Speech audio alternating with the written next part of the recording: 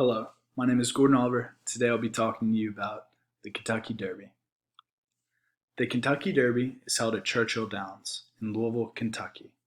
Churchill Downs is the oldest sporting field in the United States still in use today, being built in 1875.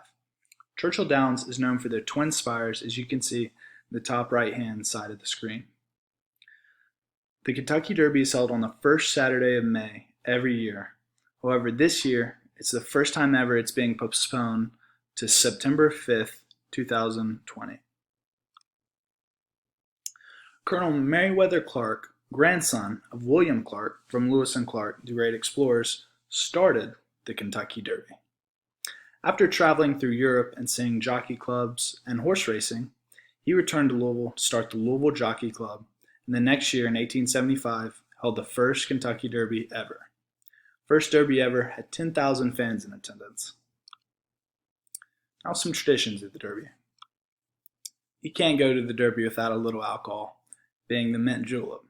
The mint julep is comprised of bourbon, mint, and simple syrup, and of course ice. Mint julep is a tasty drink that comes in a Kentucky Derby glass every year, and it's something you have to have while seeing the Derby. Now, if you go to the Derby, you're going to see everyone dressed out in something smooth. Men, you wear your seersucker, good-looking suits. Women, wear the Lily Pulitzer and the big hats. And it's really a celebrity show. It's a who's who. As you can see, Tom Brady, Bill Belichick here. I even met David Ortiz last year there, had a conversation with him.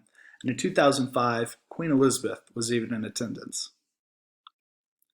Now, something with horse racing is gambling. If you go to the racetrack, you really have to place at least a $10 bet. It's a $2 minimum. But even as you can see here, you can have good paydays like I did. So may the odds ever be in your favor. Some notable winners of the Derby. Most notable winner of all time really in horse racing is Secretariat. Secretariat ran the fastest Kentucky Derby ever and was the first to break the 2-minute mark. Secretariat's most noticeable accomplishment was in the Belmont Stakes when he had a 31-length margin of victory. Secretariat was truly and is truly the fastest racehorse of all time. However, in my opinion, the best racehorse of all time was Barbaro. Barbaro won the Kentucky Derby in 2006 easily. His jockey never even used his whip, showing that Barbaro wasn't even at his top speed when he crossed the finish line. However, in the next race, Barbaro had a false start and broke his back right hind leg. This caused Barbaro to have to be put down. Barbaro never reached his full potential as a racehorse, and truly, in my opinion, would have been the fastest racehorse of all time.